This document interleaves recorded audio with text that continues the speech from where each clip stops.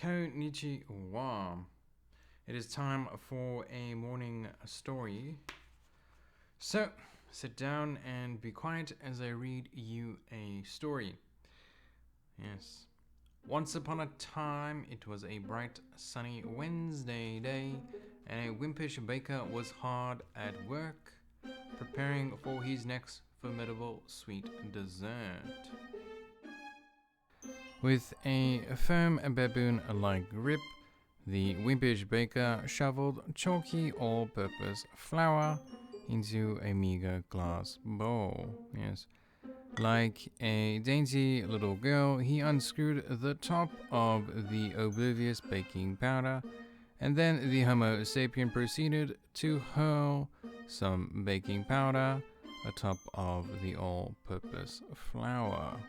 Thrusting his unbending manservant dinner fork into the depths of the dry ingredients, the wimpish baker then began vigorously whisking the powdery and chalky-like ingredients until they were utterly mixed.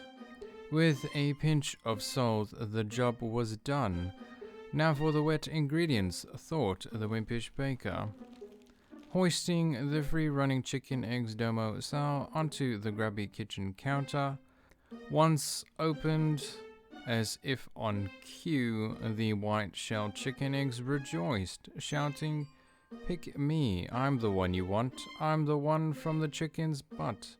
Before they could finish their delightful spiel, the wimpish baker whisked a sacrificial egg away. Yes. The egg yelled back, "I've been chosen, I've been chosen." With one fell swoop, the wimpish baker cracked open the powerless egg with spite in his cold beating heart. The egg raced out of his egg-shell cocoon like a red-bottom baboon on its way to Starbucks. The egg was now forsaken and needed some company. However, the egg was less than pleased. His new roommates from Greece were infested with bacteria. As if life for the egg couldn't be any worse, the wimpish baker, like a greedy landlord in Toronto City, continued to fill the one-cup apartment with the unpretentious vanilla, the lubricious vegetable oil, and the crafty Prunus dulcis milk, also known as almond milk. Yes. Once the one-cup apartment was filled and the rent was paid, the wimpish baker evicted the tenants into a self-conscious rotund glass bowl. Yes. The bacterial-infested waters needed some sweetening. So, with one fell scoop, the wimpish baker added the sweet soluble carbohydrate into the rotund glass bowl. Yes. Life for the forsaken egg was looking up, but the innocent egg was about to meet his demise. For lurking in the murky bacterial-infested waters was the antiquated egg beater. Yes. Pouncing onto his powerless egg victim like a malnourished crocodile in a river of Africa, the antiquated beater thrashed the murky waters about, splattering and scattering it onto the walls of the rotund glass bowl until it became a hodgepodge mixture. Yes.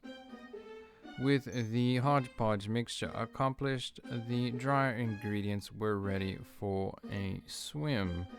After a long day in the beating sun, the dry ingredients came down like a snowy white Rocky Mountain avalanche on a cold winter's day. Yes. With his best friend, the Lionheart blue silicone spatula, together they worked hand in hand to transform the floury hodgepodge mixture into a gluey-like batter. Yes.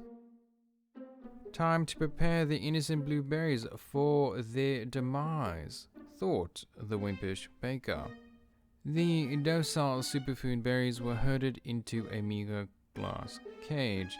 The baker then proceeded to douse the herded blueberries with all-purpose flour. Yes. After which the baker relentlessly shook them around as if they were on some sort of merry-go-round. Our once purplish blueberries are now white-faced and ready for the gluey-like batter. Like a graceful baboon on a cooking show, the wimpish baker smothered the white-faced superfood berries into his gluey-like batter. Yes. Using the unsuspecting aquamarine-colored spoon, the wimpish baker scooped the gluey-like batter into the muffin pan prisons.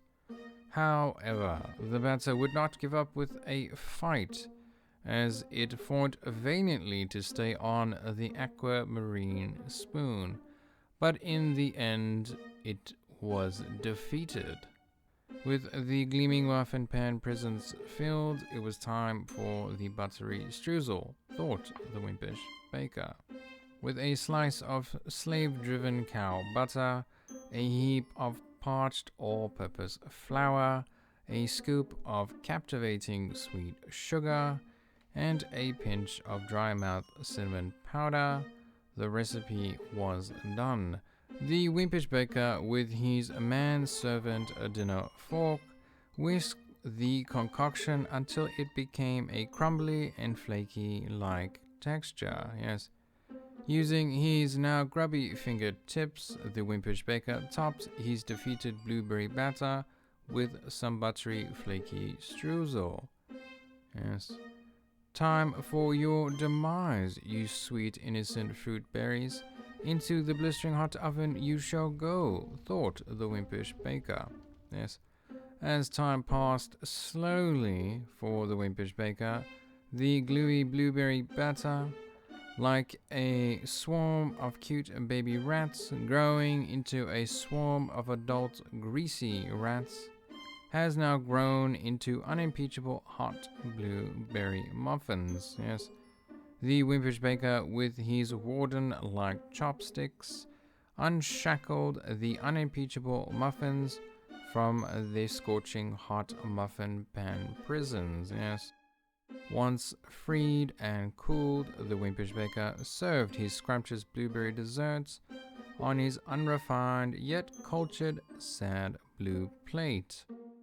With an Americano coffee in his monkey-like hand, the wimpish baker tasted his sweet innocent muffin dessert, leaving buttery streusel on his dirty little face.